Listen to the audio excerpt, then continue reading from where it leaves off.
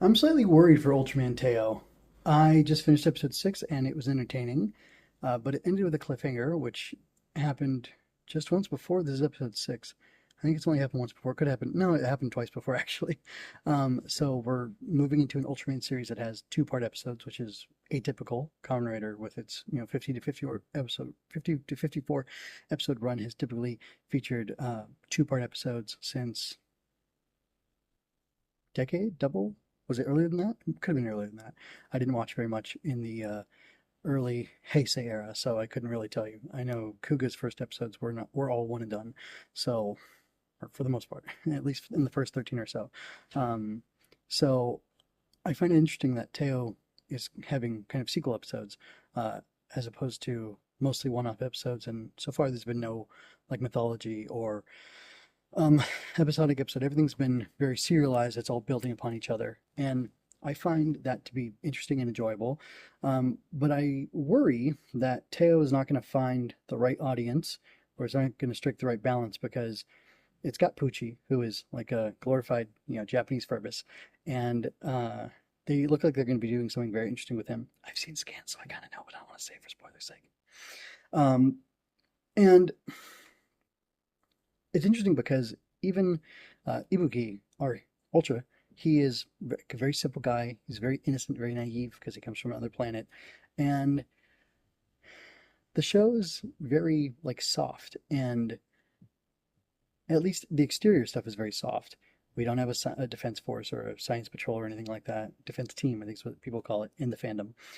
So we don't have that going for it, and it's a world where kaiju are new, and we've got this cute kaiju Pucci, who is a friendly kaiju that the astronomy club is taking care of, and there's no central villain, there's no central threat, there's no ongoing thing that's really a problem for them to deal with, except for the UTTF potentially finding out about Pucci and that causing trouble. But what can they do, really? We don't really know. I talked last episode about what things they might be able to do, especially with that pod, but you can check out the last review, last analysis to find out what's going on there, which you can find a link to in the pinned comment.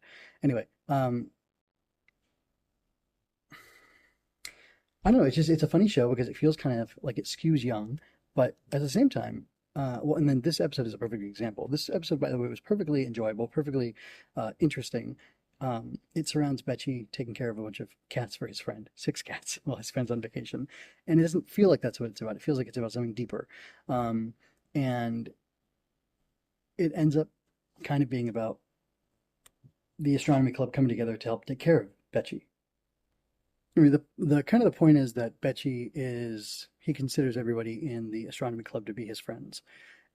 So he says, without much proof, and he gets Ibuki to help him handle the burden of all these cats because it's too much for him to handle. And it was just a fun, sweet, kind of entertaining episode, and it gets to be funny because Betchy's big reveal that these aren't actually his cats and he's not taking in all these cats. They belong to somebody else and he's just trying to help them out. And then he let Ibuki help him, and Ibuki misread the situation, and Betchy kind of let him do that. And it's just entertaining and fun. And then we get this interesting bird kaiju. We have Kana picking up this bird feather, this strange feather. She's into machines and animals. So she would know it's a weird feather. And then again, we see this bird kaiju attack. And then something interesting happens with Pucci. And we have the snare or the trap or the focus of the UTTF like closing in on the astronomy club. There's Emma has this information about this rumor guy who talks about the UTTF and how they make people disappear, maybe, or erase people's memories even.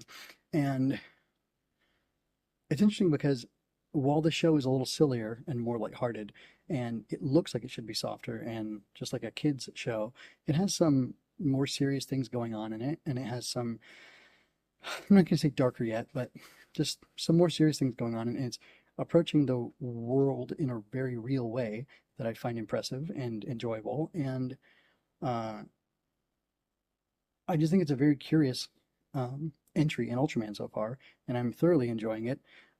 It's the 60th year, it's the anniversary of Ultraman, and this thing doesn't have any overt anniversary type things to it, and it also doesn't have the science patrol, so they're not even harkening back to that. And yet, I think there's something special about the way that the astronomy clubs are working out and the way them having Pucci with them and protecting him is working out to kind of feel spiritually like the original Ultraman, not by trying to homage it, but by just going back to what works about an alien coming to this world and fighting kaiju. And I don't know, I think it's interesting. I think they're doing something interesting with that premise, and I'm enjoying it so far. What do you think about Ultraman Teo?